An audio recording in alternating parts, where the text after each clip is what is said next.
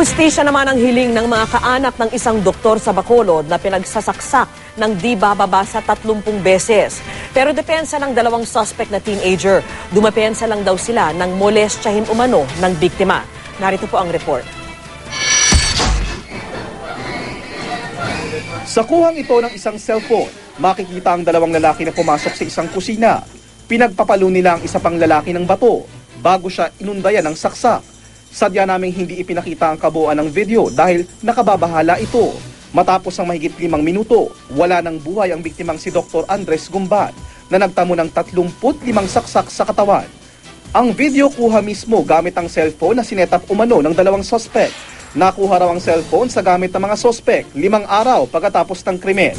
Mga saksing kapitbahay ang unang nagsumbong sa kanila.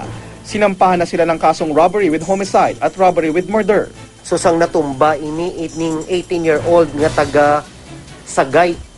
Nakita ta sa video nga ginbuno niya. I think apat ka bisis. Amo ning mga fatal wounds man ni doktor. Umamin ng dalawa na sila ang pumatay sa doktor.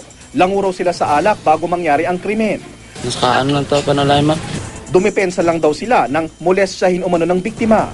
Pero hindi ito kinagat ng mga pulis dahil wala namang sexual assault na napanood sa kanilang cellphone video. Pagnanakaw ang isa sa mga nakikita nilang motibo. Nga may mga pila ka mga valuable items si doktor nga until now missing. Atong 15,000 pesos nga cash nasulod ato sa envelope until lang hindi makita. Ang iyang iPad, ang iyang rilo, kagang iyang kulintas, no?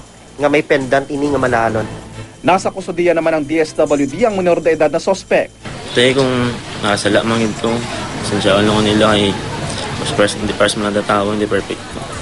Galing man nagalang yung pangbudayan ko lang nasala ko.